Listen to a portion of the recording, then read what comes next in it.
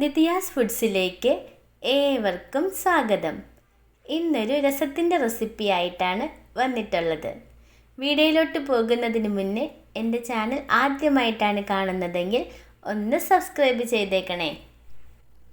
രസം തയ്യാറാക്കുന്നതിന് വേണ്ടി ആദ്യമേ തന്നെ നെല്ലിക്ക വലിപ്പത്തിലുള്ള ഒരു കഷ്ണം പുളിയെടുത്ത് ഇതിലേക്ക് 1 കപ്പ് വെള്ളം കൂടി ചേർത്ത് കുറച്ച് നേരം കുതിർത്തി വയ്ക്കാം.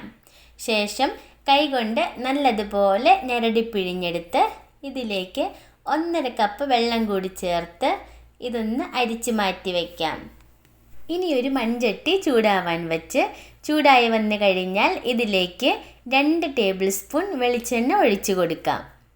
എണ്ണ ചൂടായി വന്നു കഴിയുമ്പോൾ ഇതിലേക്ക് 1/2 ടീസ്പൂൺ കടുകിട്ട് കൊടുക്കാം. കടുക് പൊട്ടി വന്നതിന് ശേഷം ഇനി ഇതിലേക്ക് 1/4 ടീസ്പൂൺ ചെറിയ ജീരകം കൂടി ചേർത്ത് കൊടുക്കാം. ഇനി ഇതിലേക്ക് 3 വറ്റൽമുളക് 2ആയി മുറിച്ചത് ഇട്ട് കൊടുക്കാം. ഇതൊന്ന് വഴറ്റി കൊടുത്തതിന് ശേഷം ഇതിലേക്ക് ഇനി 6 ചെറിയ ഉള്ളി വട്ടത്തിലരിഞ്ഞത് ഇട്ട് കൊടുക്കാം. ഇത് വഴറ്റി ഇതൊന്ന് മൂത്ത് വരുമ്പോഴേക്കും ഇതിലേക്ക് 8 അല്ലി വെളുത്തുള്ളി ചതച്ചതും 2 പച്ചമുളക് നെടുകെ കീറിയതും കൂടി ഇട്ട് കൊടുത്ത് ഇതെല്ലാം നല്ലതുപോലെ വഴറ്റി ഒന്ന് മൂപ്പിച്ചെടുക്കാം. ഇപ്പം എല്ലാം നല്ലതുപോലെ മുരിഞ്ഞ് വന്നിട്ടുണ്ട്. ഇനി ഇതിലേക്ക് 2 ടീസ്പൂൺ മല്ലിപ്പൊടി, 1/4 ടീസ്പൂൺ മഞ്ഞൾപ്പൊടി, 1 ടീസ്പൂൺ ഫ്രഷായി ക്രഷ് ചെയ്തെടുത്ത കുരുമുളക് എന്നിവ കൂടി ചേർത്ത് കൊടുത്ത് പൊടികളുടെ എല്ലാം പച്ചമണം മാറുന്നത് വരെ ഒന്ന് വഴറ്റിയെടുക്കാം. ശേഷം ഒരു തക്കാളി ചെറുതായി അരിഞ്ഞത് ചേർത്ത് കൊടുത്ത് നല്ലതുപോലെ വഴറ്റി കൊടുത്തതിന് ശേഷം ഇതൊന്ന് മൂടി വെച്ച് തക്കാളി സോഫ്റ്റായി വരുന്നത് വരെ കുക്ക് ചെയ്തെടുക്കാം. ഇപ്പം തക്കാളിയൊക്കെ നല്ല സോഫ്റ്റായി വന്നിട്ടുണ്ട്.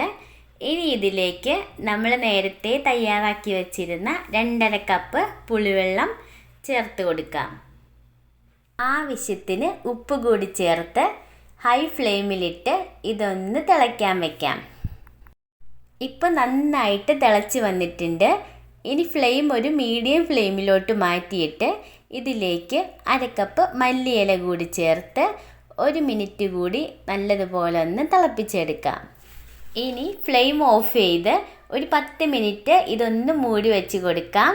10 മിനിറ്റിന് ശേഷം ഇത് ഉപയോഗിക്കാവുന്നതാണ്.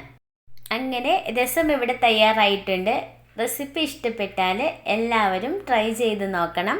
ലൈക്ക് ചെയ്യണം, ഷെയർ ചെയ്യണം. നിങ്ങളുടെ അഭിപ്രായങ്ങൾ കമൻറ്റ് ബോക്സിലൂടെ അറിയിക്കാവുന്നതുമാണ്. Thanks for watching.